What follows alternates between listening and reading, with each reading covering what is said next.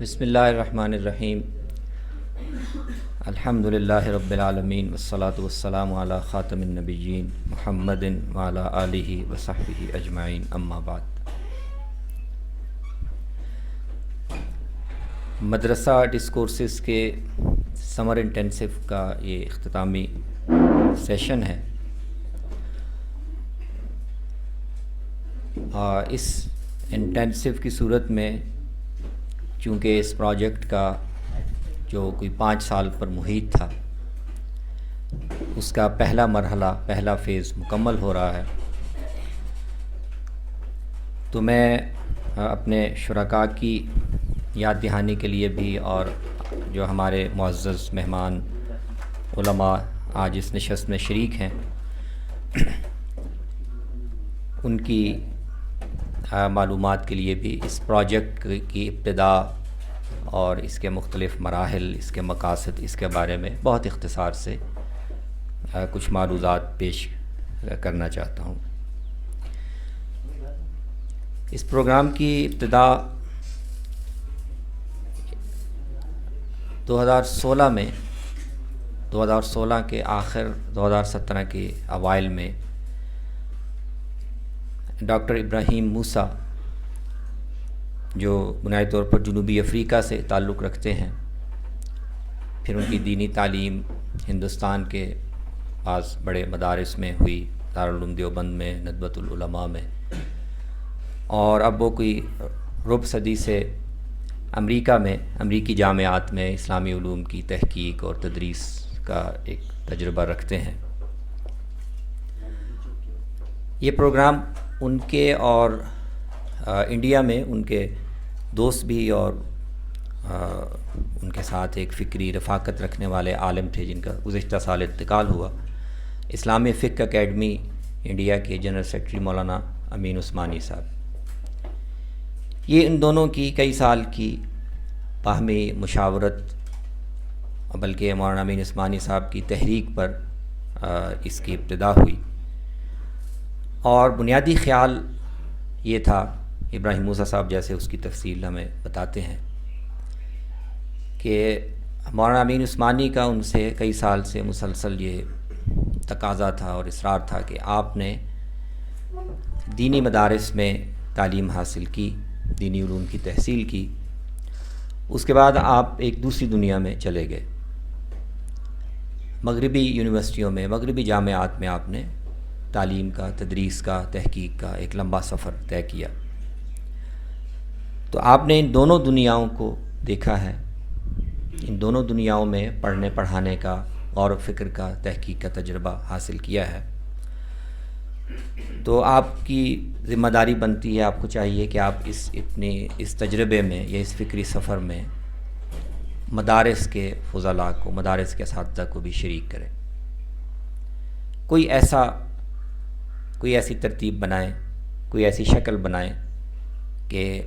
آپ نے جو کچھ سیکھا ہے اور آپ کے جس علمی دنیا سے روابط ہیں، اور اس دنیا میں اسلام کو، مسلمان معاشروں کو، اسلامی تاریخ کو، مسلمانوں کے مسائل کو کیسے دیکھا جاتا ہے، کیسے اس کا مطالعہ کیا جاتا ہے، اس سے ایک تعارف اور اس سے ایک واقفیت مدارس کے علماء کو، مدارس کے فضلاء کو بھی حاصل ہو۔ تو اس پس منظر میں ابراہیم موسیٰ صاحب نے جیسے ہی ان کو امریکہ میں، وہ تقریباً 25 سال سے ہیں، مختلف یونیورسٹیوں میں رہے، لیکن غالباً 14 یا 15 میں ہی وہ نوٹر ڈیم یونیورسٹی میں جب گئے تو وہاں ان کو ایسا ماحول بھی اور کچھ ایسے وسائل بھی میسر آئے کہ وہ اس طرح کا ایک منصوبہ یا ایک پروجیکٹ اس کی بنیاد رکھ سکیں. تو انہوں نے ابتدائی طور پر شاید ان کے ذہن میں یہ تھا کہ جنوبی ایشیا کے جو تینوں بڑے علاقے ہیں، پاکستان، ہندوستان اور بنگلہ دیش، ان تینوں جگہوں سے علماء کی ایک منتخب کلاس کو لیا جائے اور ان کے لیے یہ غور و فکر کا، تدریس کا، آن لائن مباحث کا ایک نظام بنایا جائے. لیکن بعض وجوہ سے بنگلہ دیش اس مرحلے میں پہلے فیز میں شامل نہیں ہو سکا اور پاکستان اور ہندوستان سے فضلاء کو اس پروگرام میں لینے کی ترتیب بنی. تو انڈیا میں ہمارے دوست ہیں ڈاکٹر وارث مظہری صاحب، جو دیوبند سے فاضل ہیں اور آج کل جامعہ ملیہ میں اسسٹنٹ پروفیسر ہیں اسلامک اسٹڈیز کے. ان کا بھی دینی مدارس کے نصاب، تعلیم، تدریس، نئے فکری مباحث پر کے ساتھ ایک پرانا شغف ہے. ان سے رابطہ کیا. مجھ سے بھی بالواسطہ ڈاکٹر صاحب کا تعارف تھا. ایک آدھ امریکہ کے سفر میں میری ملاقات بھی بلکہ میرے میزبان بھی بنے. تو پاکستان میں مجھ سے انہوں نے رابطہ کیا کہ اس پروگرام کی ذمہ داری لینے کے لیے اور مقامی طور پر علماء کی ایک جماعت کو منتخب کرنے کے لیے آپ اس میں شریک ہوں. تو اس طرح کچھ ان کے امریکہ میں ان کے ساتھی تھے، معاونین تھے. ڈاکٹر مہان مرزا جو پاکستانی کے ایک اسکالر ہیں، ان کی مشارکت ان کو حاصل تھی. تو اس ٹیم کے ساتھ اور اس ہدف کو سامنے رکھتے ہوئے ہم نے یہ پروگرام ترتیب دیا اور 2017 میں ہم نے پاکستان سے اور انڈیا سے پہلا گروپ علماء کا، پاکستان سے 13 لوگ تھے، اسی کے لگ بھگ 12-13 لوگ انڈیا سے تھے،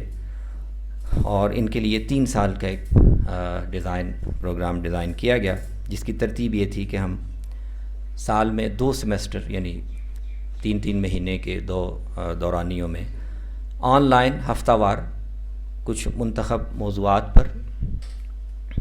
کچھ طے شدہ متون کی روشنی میں ہم علمی مباحث کرتے تھے اور شرکاء اپنے سوالات پوچھتے تھے. جو کسی بھی سیشن کے معلم ہیں، استاد ہیں، وہ اس پہ اپنے خیالات کا اظہار کرتے تھے،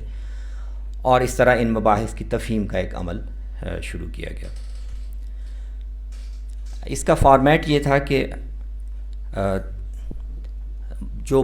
تھیم جو ہیں وہ 3 موضوعات ہوں گے، 3 دائرے ہوں گے جس میں ہم اس پروگرام میں مباحث کا مطالعہ کریں گے. ایک بڑا دائرہ ہوگا اسلامی روایت کا تفصیلی مطالعہ، کہ اسلامی تاریخ میں جب مسلمانوں کو اپنے دور عروج میں اس نوعیت کے علمی فکری مباحث کا سامنا ہوا تو کیا کیا سوالات پیدا ہوئے، کیا کیا بحثیں چھڑیں، ان بحثوں پر اہل علم نے جو اظہار خیال کیا اس سے کیا مواقف وجود میں آئے. تو اس تراث کا اور اس روایت کا ایک اس سے کہیں زیادہ تفصیلی مطالعہ جتنا اب ہم مدارس میں کرتے ہیں، تاکہ اپنی روایت سے اور اس کے جو مختلف جہات ہیں اس سے ایک زیادہ گہری اور زیادہ تفصیلی واقفیت پیدا ہو. دوسرا بڑا دائرہ یہ تھا کہ مغربی دنیا میں جہاں پر علوم کا معاشرے کو، تاریخ کو، مذہب کو دیکھنے کا ایک بالکل متوازی اور ایک مستقل نظم ہے، تو اس روایت سے بھی واقفیت حاصل کی جائے. فلسفے کے مباحث، اور اس میں زیادہ ارتکاز یہ تھا سائنس پر، کہ جدید سائنس کیا ہے، یہ قدیم سائنس سے کیسے مختلف ہے، سائنس کام کیسے کرتی ہے، سائنس میں نظریات کیسے بنتے ہیں، کیسے ٹوٹتے ہیں. اس وقت جو غالب تھیریز ہیں مختلف جو کائنات کی، انسان کی تفہیم کرنے کی کوشش کرتے ہیں، وہ کیا ہیں. اور خاص طور پر یہ کہ جدید سائنس نے مذہب کے لیے، علم کلام کے لیے، تھیالوجی کے لیے کیا اہم سوالات کھڑے کیے ہیں. تو ایک دوسرا بڑا دائرہ یہ تھا، جدید علم جس کو ہم کہتے ہیں، مغربی علوم، ان کے ساتھ ایک تعارف اور ان سے کس قسم کے مشکلات ہمارے سامنے آتی ہیں. اور تیسرا بڑا دائرہ یہ تھا کہ جیسے ماضی میں ہمارے اہل علم نے اپنے دور میں پیدا ہونے والے سوالات کو موضوع بنایا اور اس پر اپنا موقف متعین کیا، استدلالات ڈیولپ کیے۔ تو ظاہر بات ہے کہ جدید دور میں اہل علم نے عالم اسلام میں جو نئے سوالات پیدا ہوئے، جو تبدیلی آئی، اس سے صرف نظر تو نہیں کیا، ان کو موضوع بنایا گیا اور ان کی تفہیم کی کوشش کی گئی، اس کے حوالے سے مختلف مواقف سامنے آئے۔ تو اس کا بھی مطالعہ کیا جائے کہ دور جدید میں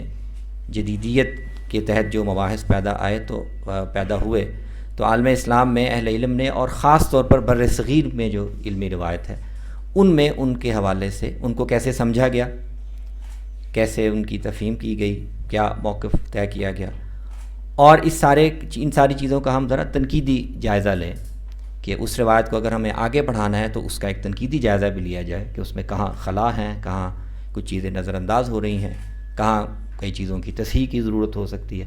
تاکہ اس عمل کو ایک مربوط طریقے سے آگے بڑھایا جا سکے۔ یہ 3 بنیادی دائرے تھے اس جو بھی ہم نے مباحث کیے۔ اس میں فکری وسائل اور اس کا پروگرام کا جو فارمیٹ ہے وہ بھی اہم ہے، میں اس کو بھی یہاں عرض کرنا چاہوں گا۔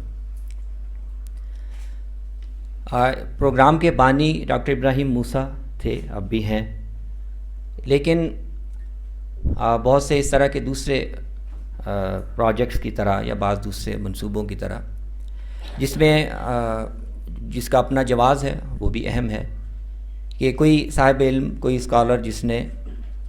کچھ موضوعات پر غور کر کے تحقیق کر کے کچھ نتائج اخذ کیے ہیں، تو وہ اب ان کی تفہیم کو بنیادی طور پر اپنا موضوع بناتا ہے کہ میں نے جو کچھ سمجھا ہے، میں نے جو آراء قائم کی ہیں، تو کوئی اسکالرز کا گروپ ان کے ساتھ وابستہ ہو اور وہ اس کی تفہیم کی کوشش کریں کہ میرا نقطہ نظر یا میرا موقف یہ ہے۔ تو اس پروگرام کے لیے یہ طریقہ اختیار نہیں کیا گیا، یعنی یہ بنیادی طور پر پروفیسر ابراہیم موسیٰ صاحب کے،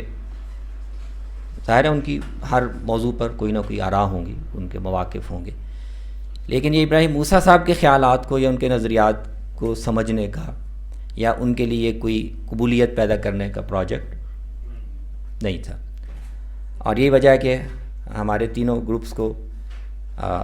ہمیشہ یہ شکایت رہی کہ اس پورے پروگرام میں ابراہیم موسیٰ صاحب سے استفادے کا موقع سب سے کم ملتا۔ اس کا مقصد یہ تھا، اور اسی کے تحت فارمیٹ بھی یہ بنایا گیا کہ اس میں کسی ایک موقف یا کسی ایک خاص نقطہ نظر کی ترویج یا اس کی تائید یا اس کے لیے قبولیت پیدا کرنا یہ ہمارا مقصد نہیں ہے۔ یہ ایک بحثوں کو سمجھنے کا ایک پلیٹ فارم ہے جس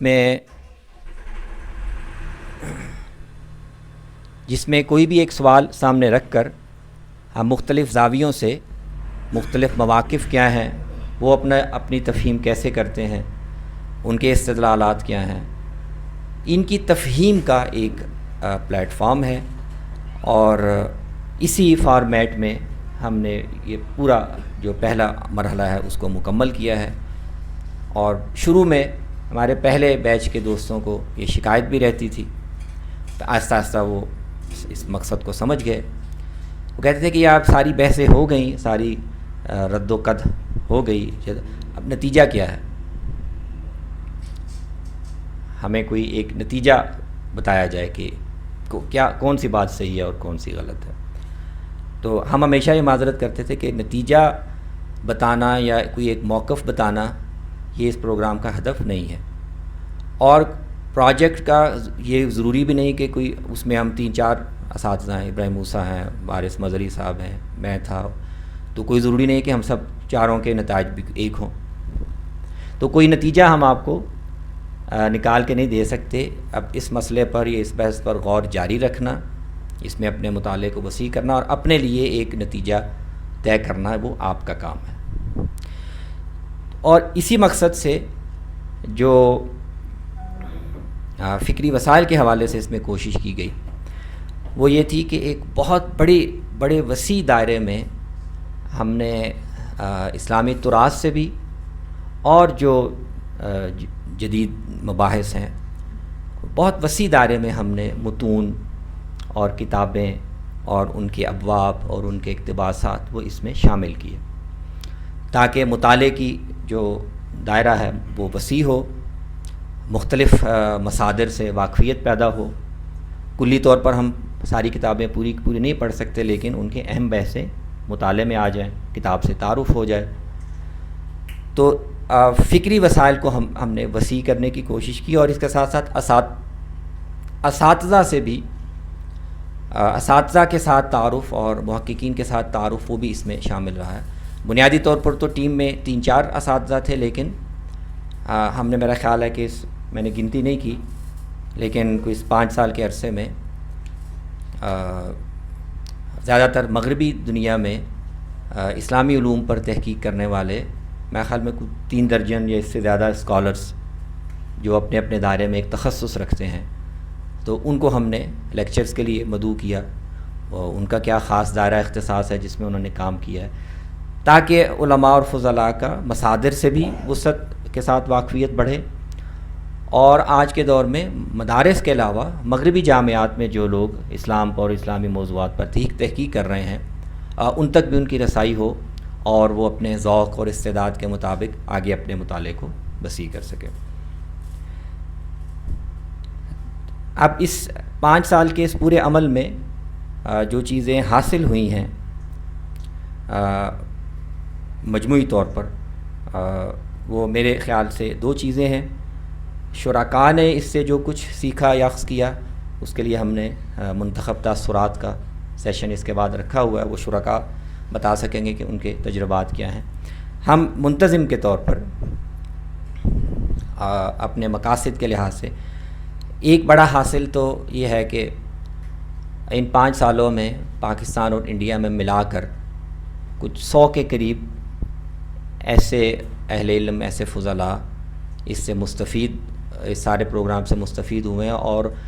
وہ ان مباحث کو سمجھنے اور ان کو ڈیل کرنے کی ایک بنیادی استعداد اور صلاحیت ان میں پیدا ہو چکی ہے۔ تو 100 کے قریب ایسے فضلاء ہیں کہ جو اب اس عمل کو، جو اس کام کو اپنے طور پر بھی آگے بڑھا سکتے ہیں، اور ہم بھی اس کے وسائل، امکانات دیکھ رہے ہیں کہ اس کو کچھ، اس سارے عمل کی کچھ تنظیم بھی رکھی جائے تاکہ یہ عمل آگے بڑھتا رہے۔ اور ایک جو میرا خیال میں ہم نے چیز حاصل کی ہے کہ 3 گروپ ہمارے پاس آئے۔ پہلا گروپ 2017 میں، پھر دوسرا گروپ ہم نے 2018 میں لیا، پھر تیسرا گروپ 2019 میں، اور ان تینوں گروپس کے لیے ہم نصاب اور موضوعات میں مسلسل اس کو ریویو کرتے رہے، نئی چیزیں شامل کرتے رہے، نئے اساتذہ بھی آئے اور اپنے ساتھ نئے موضوعات بھی لے کر آئے۔ تو اس پورے تینوں گروپس کے ساتھ جو تجربات کیے گئے، ان کو ہم نے اب ایک جامع نصاب کی شکل میں مرتب کر دیا ہے، جو ایک ماڈل سلیبس ہے، جس میں کوئی 7-8 تھیم ہیں، کہ یہ تھیم ہے جو ہم نے وقتاً فوقتاً ان کو موضوع بنایا، اور جو متون ہم نے استعمال کیے، جو ریڈنگز استعمال کی، ان کی ایک مکمل فہرست دے دی گئی ہے، تاکہ اگر اور کچھ لوگ بھی اس میں اس طرح کا کوئی تجربہ کرنا چاہیں تو کم سے کم ہمارا جو حاصل مطالعہ یا حاصل تجربہ ان کے پاس ہو، وہ اس سے استفادہ کریں۔ تو ہمارے نقطہ نظر سے تو یہ 2 چیزیں اس سے حاصل ہوئی ہیں۔ ایسے شرکاء جو اب ان بحثوں کو انگیج کر سکتے ہیں، اس میں دلچسپی رکھتے ہیں، اور ان مطالعات کو جاری رکھنے کا ایک ارادہ اور عزم رکھتے ہیں، اور ایک نصاب ہے جس سے دوسرے لوگ استفادہ کر سکتے ہیں، اور تسلسل کے لیے ہم مختلف شکلیں اس کی دیکھ رہے ہیں۔ ہمارے سارے فضلاء اپنے طور پر پروجیکٹ تو اب اس جولائی میں باقاعدہ طور پر 5 سال کا مکمل ہو رہا ہے، لیکن ہمارے شرکاء انشاءاللہ پرعزم ہے کہ ہم اس سلسلے کو اپنے طور پر اسی طرح ہفتہ وار میٹنگز میں اس کو جاری رکھیں گے اور مطالعات کریں گے، اور جن اساتذہ سے ہماری واقفیت اور رسائی ہے ان کو بھی شامل کریں گے اپنے مباحث میں۔ بعض ادارے بھی ہیں جو اس طرح کی ایکٹیویٹیز کو اپنی شکل میں جاری رکھنے کا ارادہ رکھتے ہیں۔ ڈاکٹر حسن الامین صاحب کل ذکر کر رہے تھے کہ وہ IRD کے پلیٹ فارم سے اس کا ایک ویریئنٹ، اس پروگرام کا ایک تھوڑا سی بدلی ہوئی شکل وہ اپنے طور پر شروع کرنا چاہ رہے ہیں۔ تو یہ میں نے مختصر طور پر اس پروگرام کا پیچھے بنیادی سوچ کیا تھی، اس کو ترتیب کیسے دیا گیا، موضوعات کیا ہیں، اور مجموعی طور پر ہم نے اس سے حاصل کیا کیا اور اس کو آگے تسلسل قائم رکھنے کے لیے مختلف شکلیں ہمارے ذہن میں کیا ہیں، یہ میں نے عرض کیا۔